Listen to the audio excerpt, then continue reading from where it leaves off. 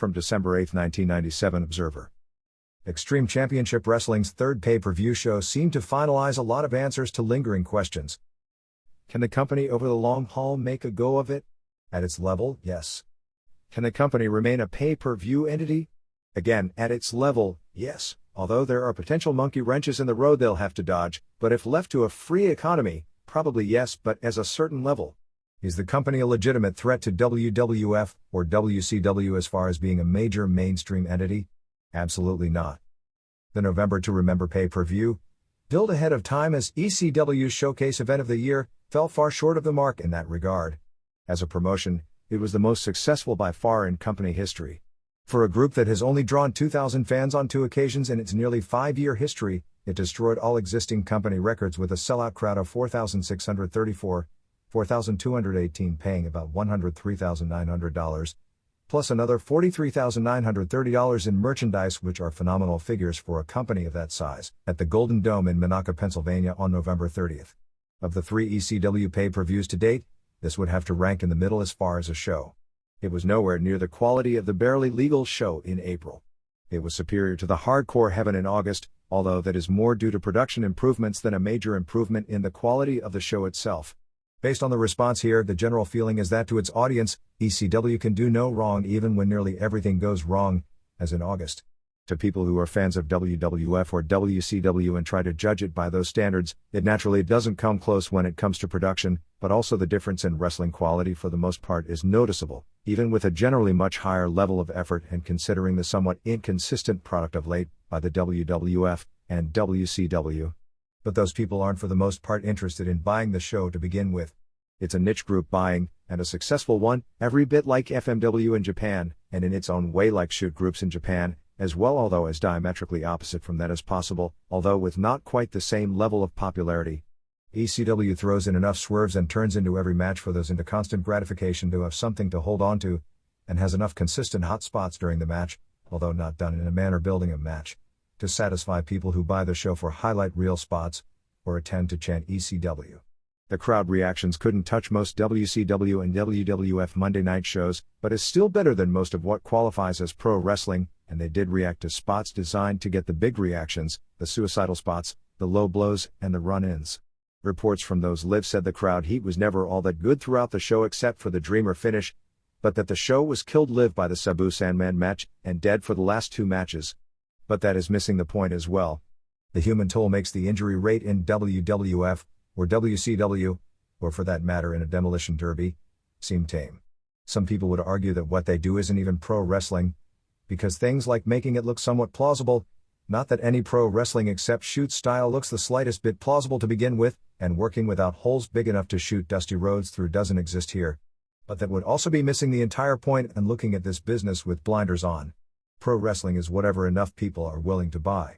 What works economically is what pro wrestling is. Pro wrestling is not limited to what the WWF, WCW or even New Japan and All Japan are doing. ECW or FMW or EVA are all pro wrestling as long as they can survive economically. They cease to be pro wrestling when they can't survive, not when they stop working under standard set and associated with pro wrestling in times past or even times present elsewhere. On that account, ECW is a big success coming from nowhere and being a genuine player, albeit a secondary player, in the pay-per-view industry. No, they aren't New Japan, or even WWF. Nor are they Rings or Kingdom or for that matter Lucha Libre, nor are Rings and Kingdom anything like WCW. But they are all pro wrestling, just as country, top 40, rap and classical music are all under the umbrella as music. At the same time, missed and blown spots are missed and blown spots, and just because they're done by wrestlers who are over with the crowd and forgiven in an ECW ring as opposed to by wrestlers who are over with the mainstream in WCW and the fans don't groan because they are superstars doesn't make them any less blown in either setting. The injury toll for the show was huge and probably contributed to a great deal of the show being an overall disappointment. Tommy Rogers injured his neck early in his match with Chris Candido. He's scheduled to undergo a myelogram, shooting a large needle in his spine this coming week. Tommy Dreamer injured his good ankle because he spent so long favoring the bad one early in his match with Rob Van Dam, and was practically immobile the entire match, although that didn't stop him from working a long match. He was hospitalized after the match, but was mobile by the next day and will still be working this weekend. Sandman injured his shoulder, then his arm, and banged up his ribs in acting like the sloppiest, most inebriated kamikaze pilot in a match with Sabu that was either a Demolition Derby classic or the single worst match of 1997, depending upon how you view pro wrestling. His injury list included both wrists being swollen, sore ribs, and a badly bruised upside, and at press time it was recommended that he not wrestle this coming weekend, although his condition for the weekend was listed as iffy at press time. Shane Douglas, who was going to need elbow surgery to clear up bone chips to begin with before the match took place, in taking so many big bumps, made the injury even worse. He'll be undergoing an elbow operation this week, although that was actually planned before the match, and the spots in the match where Bigelow destroyed his arm were to be used as the storyline reason for the elbow injury. To the surprise of nobody, Douglas regained the ECW title from Bam Bam Bigelow in the main event of a match that went far too long, largely due to them giving Sabu vs. Sandman the hook after only 21 minutes. What was a surprise was the lack of crowd reaction for most of the match, particularly with Douglas challenging for the title in his hometown. The attempt to work a match similar to Ric Flair vs. Vader from Starrcade '93, the hometown babyface against the Monster, largely failed, even though it was the most professional-looking match of the show, as Bigelow's offense and demeanor and ability to get over as a monster was not at the Vader level of '93, and Douglas simply isn't over in his home city anywhere close to Flair in his. The surprises turned out to be the return of Stevie Richards, which was, despite attempts to hide it, figured to be an inevitability at some point, although maybe not this week, and appearances by WWF performers Brackus, Al Snow, Doug Furnas, and Phil LaFawn, all in cameo roles. There were hints of a WWF versus ECW feud, although it's not been made clear if that'll be the focus of the promotion. As it turned out, neither porn star Jenna Jameson or the Insane Clown Posse rap group appeared on the show as advertised. During the final week before the show, there were talks with WCW regarding Chris Benoit and also talks with Dan Severn. Depending on who you wish to believe, the Benoit situation went something like this.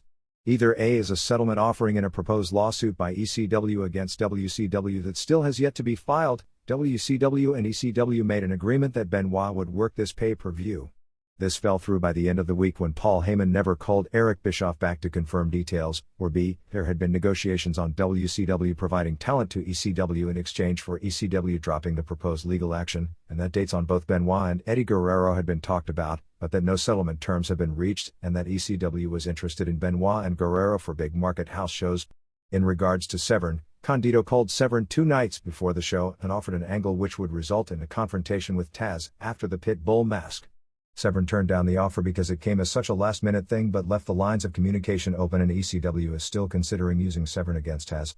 Although Paul Heyman recognizes how carefully everything would have to be put together in such an angle so as not to expose everything Taz has been built up as, and at the same time get Severn, who has yet to do a job in a pro wrestling scenario since he first made his name in UFC, to agree to the scenario.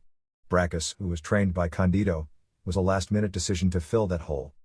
An appearance by Benoit would have been interesting politically since Furnas, LaFawn, Snow and Brackus from WWF were on the show. There was a similar situation in Puerto Rico on Thanksgiving night where there was actually a singles match between a WCW wrestler, La Parka, although he was booked through Promo Azteca, which sent a crew of wrestlers to Puerto Rico for the weekend, and not WCW, against a WWF wrestler, Jesus Huracan Castillo. Although there is a very good chance that neither the WWF nor WCW were aware of this taking place before the fact, since it was in Puerto Rico and both got their bookings independently of their U.S. offices. There was some concern expressed by WWF regarding the relationship between the groups, something to the effect that WWF gave ECW free television commercials for the pay-per-view that aired on its Weekend USA Network show and sends them talent free of charge. There is no problem when it comes to the storyline knocks at WWF and Vince McMahon on television, or riling the ECW fans against WWF fans for a storyline interpromotional feud.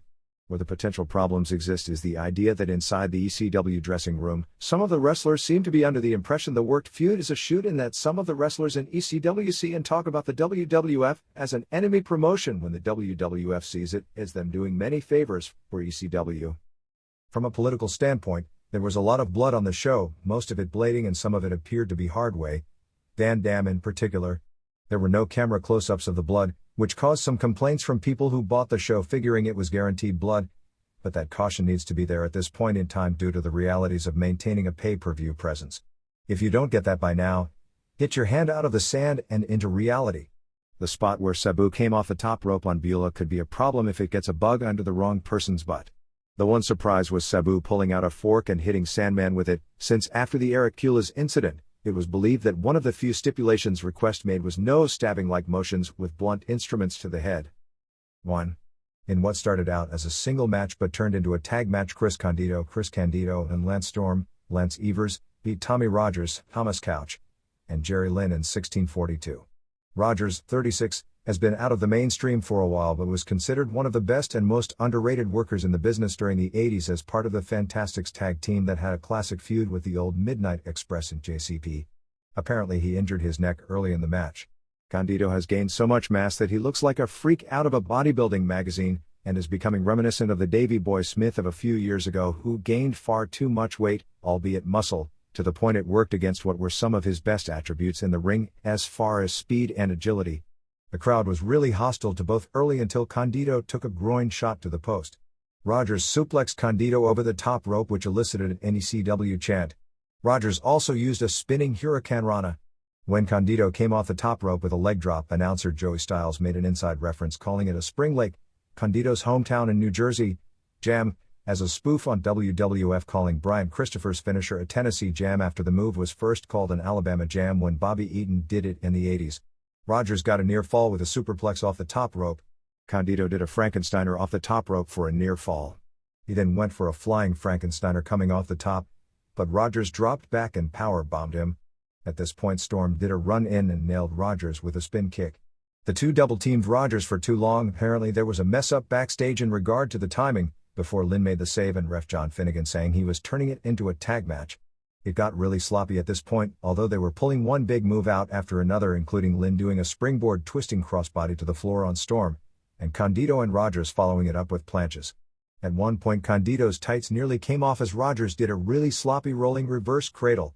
They teased potential problems with Candido and Storm, as at one point Storm went to suplex Lynn, but Candido shoved him away.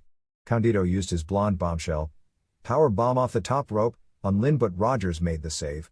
Rogers then hit his Tamakaze, a backslide dropped into almost a pile driver, kind of a reverse of the Japanese Goryeo special bomb, before Candido finally got the pin on Rogers with a Northern Lights suplex.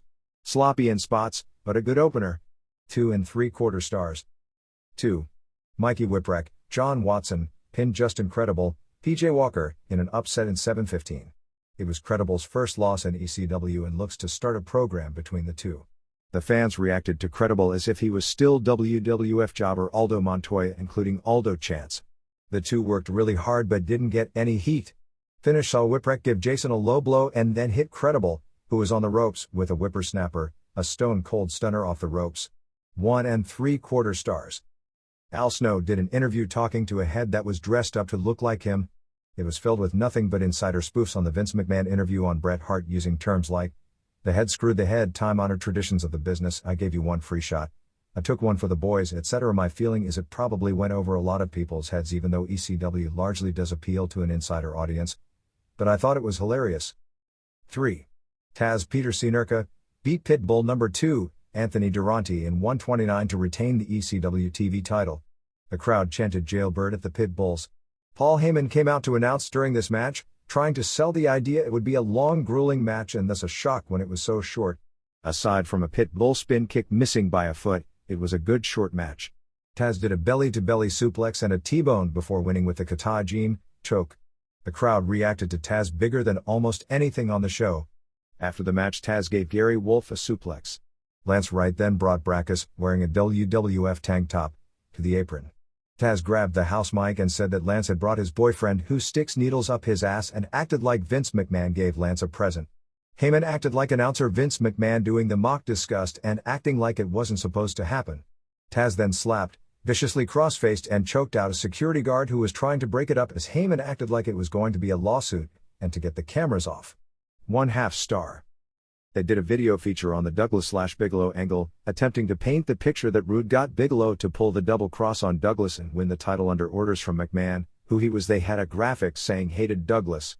Then, with Rude out of the picture since he signed with WCW, Heyman stated that there have been published reports that Rude had been in secret negotiations with WCW for months, and Rude's absence was described on the graphic as because Eric Bischoff hates ECW. 4.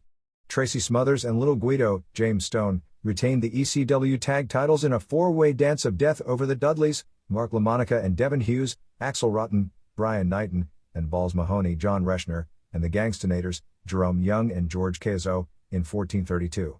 Before the match, Tommy Rich, who was actually the best performer in the entire match, asked Devon if he wanted to shine his shoes. Joel Gertner then did his ring introductions, where were hilarious. At this point only the Dudleys and FBI were in the ring. Axel and Balls came out with chairs with their names on it and went to work. Big Dick Dudley choke slammed Rotten.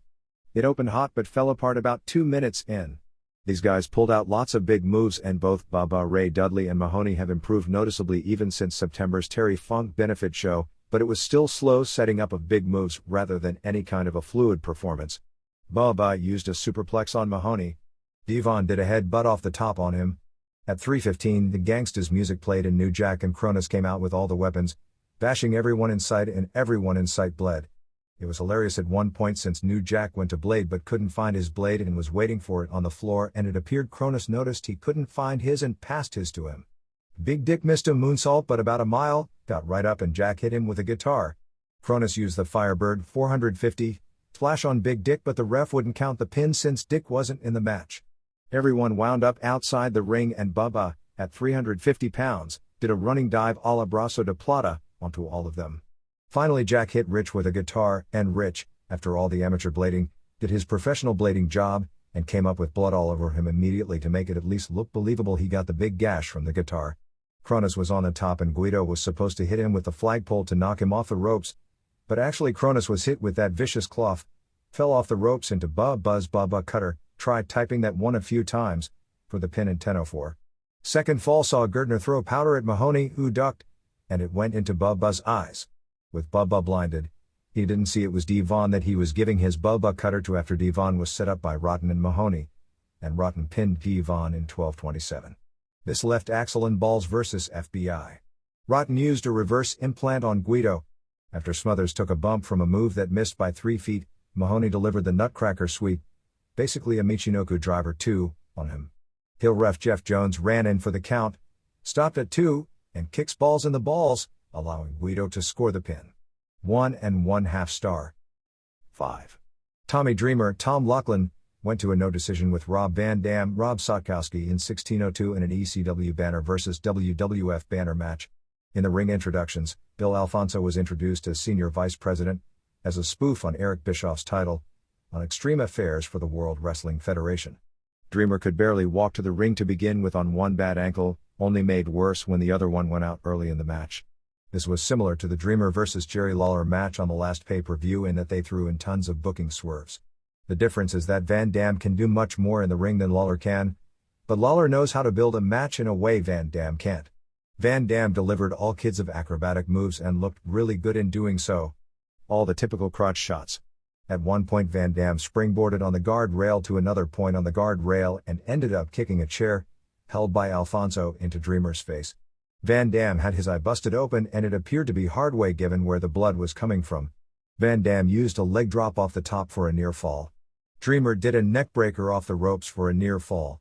Dreamer dropkicked a chair in Van Dam's face. As Dreamer was on the top rope, Alfonso hit him in the bad heel with a crutch for a great heat spot. Van Dam used a somersault splash for a near fall and a split-legged moonsault, but Dreamer blocked it with a chair. They started trading spots with chairs. As Dreamer had Van Dam pinned, heel ref Jeff Jones pulled Jim Molyneux out of the ring and decked Molyneux. Dreamer used a schoolboy and a third ref, Finnegan, ran in and went for the count, but Jones stopped him and decked him. Finnegan and Molyneux got up and Jones challenged both of them. Beulah then gave Jones a low blow and Finnegan and Molyneux gave Jones a double DDT. Alfonso then gave both Finnegan and Molyneux a low blow. Then Beulah gave Alfonso a low blow. Beulah, wearing a short hot-looking silver short dress, then took over as ref, so when Dreamer got near falls, she dove down giving everyone panty shots. Her breast may have been exposed away from the camera because there was a chant of "nice set" at her when she got up from one of the near falls. One of the near falls saw Dreamer literally bounce Van Dam on his head, delivering a pile driver. Dreamer delivered yet another DDT, but this time as he went for the pin, Doug Furness and Phil LaFon showed up. As he was distracted by them, Stevie Richards hit the ring to a big pop and gave Dreamer a superkick. Van Dam then came off the top with a chair on Dreamer and covered him as Furness, LaFon and Richards all simultaneously counted 3. Dreamer was put on a table and buried under a WWF banner. Sabu then did a run in and climbed to the top, teasing as if he'd put Dreamer through the table. Beulah went to protect Dreamer, Sabu came off the top and decked her instead, and they continued to work on Dreamer for a while until Sandman's music played, at which point everyone but Sabu mysteriously left. Van Dam did nice moves. Dreamer tried but couldn't move well at all. It was totally overbooked and the stuff with the referees was bad. It had the best heat of the show, and the ending angle was a great angle, although very similar to what has been done before. Then again, isn't every Nitro finish the same angle? The crowd was really hot at this point and the show was looking good, until 2 3/4 stars. 6. Sabu Terry Brunk beat Sandman, James Fullington, in 2055 of a tables and ladders match. Probably never have two men pulled out so many stops and tried so hard and done so many impressive spots in such a horrible match. These two missed more spots badly than Reggie White did against Steve McMichael.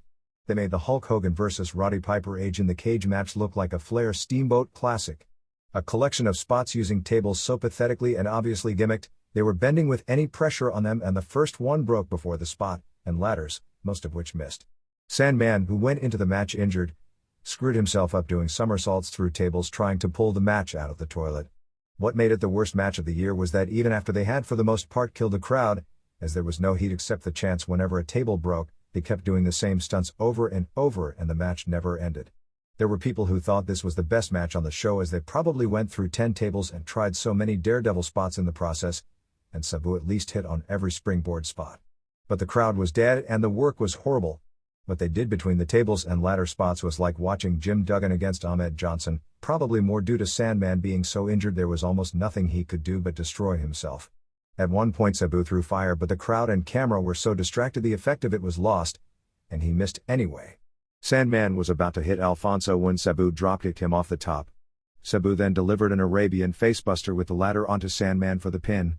Sandman was out in the ring for a long time and got a good polite reaction from the fans leaving, who did appreciate how hard he worked and how much he destroyed himself physically. -3 1/2 stars. 7. Shane Douglas, Troy Martin, pinned Bam Bam Bigelow, Scott Bigelow, in 25:02 to regain the ECW title. Fans chanted LT at Bigelow before the match, which kind of indicated that Bigelow's WrestleMania match from 1995 had more of an impact on the crowd than the world title match they were about to witness. Douglas got a real tepid reaction coming out, which had to shock everyone since it was expected he'd get the Hart in Calgary, Flair in Charlotte response. According to Heyman, the previous match was cut short because it was going nowhere, and the time was tacked onto this match. For the story they told, and given that Bigelow weighs 360 pounds and that's going to limit one's stamina, the match simply went too long and was boring, even though Douglas took great punishment trying to get the match over. The crowd was totally dead for the first 18 minutes. Whether that was because all its air was taken out by the previous match or because Douglas just wasn't that popular or Bigelow wasn't aggressive enough on offense to tell the story, or a combination of all of the above is the real question. Bigelow had the advantage virtually the entire match. They were trying to tell a story where Douglas took such a beating that he was badly injured in the process, but was still gutsy enough to win it at the end. Anyway, no doubt it will get over once it's explained on television. Bigelow threw down Ref Finnegan, who ended up taking more bumps than Hogan on a year's worth of PPVs. Douglas juiced. Candido and Storm came out on a signal from Francine, who was injured but still tried to work while on crutches. The gimmick was if they hit the ring it would be a DQ, forgetting of course that the entire card was nothing but outside interference with no threats of DQs, costing Douglas the title chance. As this was going on, Bigelow pressed Douglas and threw him over the top rope out of the ring onto the ring attendants. Storm's knee buckled as part of the team making the catch. Bigelow then threw down Finnegan one more time. Francine hit Bigelow with a crutch, but Bigelow didn't sell it, made a wild crutch baseball swing at Francine, and then spiked Douglas onto the crotch and hit Douglas with the crutch in the arm, which was the spot to create the worked aspect of the injury. Douglas delivered a belly-to-belly, but Bigelow kicked out. Bigelow set up a chair and table in the ring and teased a power bomb spot through it, but Douglas reversed it and delivered a belly-to-belly through the chair and table for the pin. 1 star 3/4.